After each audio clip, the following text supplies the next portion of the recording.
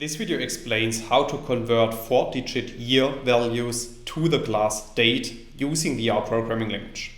So without too much talk, let's dive into the R code. In this video I will show you several examples, and all of these examples are based on the vector of years that we can create with line 2 of the code. So after running this line of code, a new vector object called myDates is appearing at the top right, and we can print this vector object to the bottom in the RStudio console by running line 3 of the code. And then you can see that we have created a vector containing 6 different year values ranging from the year 2020 to the year 2025. Now let's assume that we want to convert this vector object to a date time object. Then we can apply the ISOdate function, as you can see in line 5 of the code. And within this function, we need to specify the name of our vector object, and we need to specify the values 1 twice. And then we need to assign this to a new data object that I'm calling myDates1. So after running line 5 of the code, a new vector object called myDates1 is appearing at the top right, and we can print this data object to the bottom in the RStudio console by running line 6 of the code. And then you can see that we have created a vector of date and time objects. And this vector contains our year values, and we have added the 1st of January and the time 12 AM to each of our year objects. Now if we check the class of this data object, as you can see in line 8 of the code, you can see that the class of this new data object is the POSIX CT class.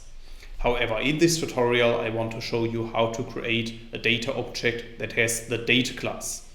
And we can do that, as you can see in the second example, in line 10 of the code. And in this line of code we are using the as.Date function, and we are applying this function to our new data object myDates1 that we have created in the previous step. And then we are storing the output of this in another data object that I'm calling myDates2. So after running line 10 of the code, this new data object is appearing at the top right, and we can print it by running line 11 of the code. And then you can see that we have created a new vector which contains only our years with the 1st of January. And if we check the class of this new data object, as you can see in line 13 of the code, the class date is returned, so this new data object has the class date. So in this example I have explained how to use functions of the basic installation of the R programming language to create a vector of dates based on 4-digit years. However, it's also possible to use the lubridate package for this task, as you can see in the following lines of code starting in line 15. So as a first step we need to install and load the lubridate package. I have installed this package already, so for that reason I'm just going to load it with line 16 of the code. And then in the next step we can use the ymd function, and I'm applying this function to our dates object, and I'm specifying the truncated argument to be equal to 2L. And then I'm storing the output of the ymd function in a new data object that I'm calling myDates3. So after running line 18 of the code, this data object is appearing at the top right, and we can print the data object by running line 19 of the code. And then you can see that this data object contains exactly the same date values as our previously created data object myDates2.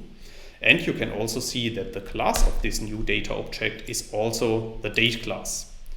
So in this last example I have shown how to create a vector of dates based on year values using the lubridate package instead of base R.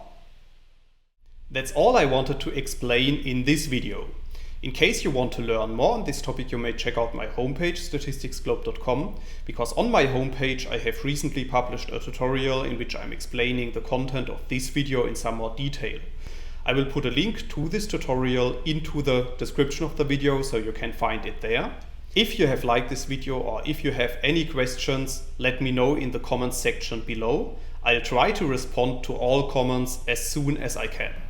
Furthermore, make sure to subscribe to my YouTube channel to get notified about future video releases.